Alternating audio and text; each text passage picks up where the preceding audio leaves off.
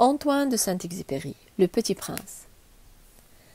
À Lyon-Huertes, je demande pardon aux enfants d'avoir dédié ce livre à une grande personne. J'ai une excuse sérieuse, cette grande personne est le meilleur ami que j'ai au monde. J'ai une autre excuse. Cette grande personne peut tout comprendre, même les livres pour enfants. J'ai une troisième excuse. Cette grande personne habite la France où il a faim et froid. Elle a bien besoin d'être consolée. Si toutes ces excuses ne suffisent pas, je veux bien dédier ce livre à l'enfant qui a été autrefois cette grande personne. Toutes les grandes personnes ont d'abord été des enfants, mais peu d'entre elles s'en souviennent. Je corrige donc ma dédicace. À Lyon-Huertes, quand il était petit garçon. Premier chapitre. Lorsque j'avais 6 ans, j'ai vu une fois une magnifique image dans un livre sur la forêt vierge qui s'appelait Histoire vécue. Ça représentait un serpent boa qui avalait un fauve. Voilà la copie des dessins. On disait dans le livre, les serpents boa avalent leur proie tout entière, sans la mâcher. Ensuite, ils ne peuvent plus bouger et ils dorment pendant les 6 mois de leur digestion. J'ai alors beaucoup réfléchi sur les aventures de la jungle, et à mon tour, j'ai réussi avec un crayon de couleur à tracer mon premier dessin. Mon dessin numéro 1, il était comme ça. J'ai montré mon chef-d'œuvre aux grandes personnes, et je leur ai demandé si mon dessin leur faisait peur. Ils m'ont répondu « Pourquoi un chapeau ferait-il peur ?» Mon dessin ne représentait pas un chapeau, il représentait un serpent boa qui digérait un éléphant.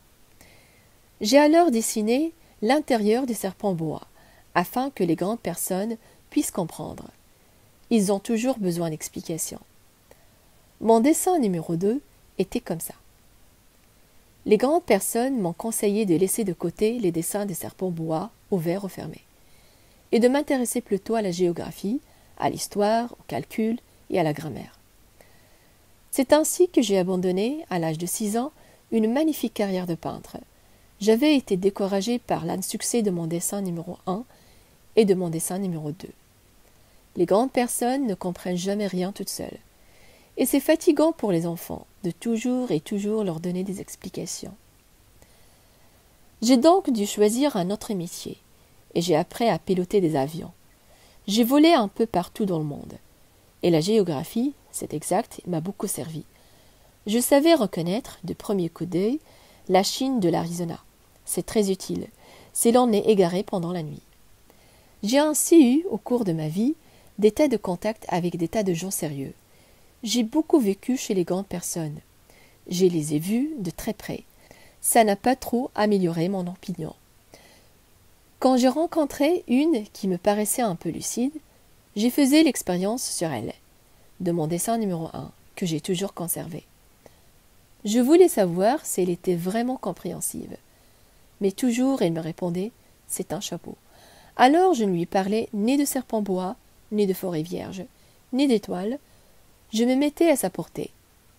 Je lui parlais de bridge, de golf, de politique et de cravate. Et la grande personne était bien contente de connaître un homme aussi.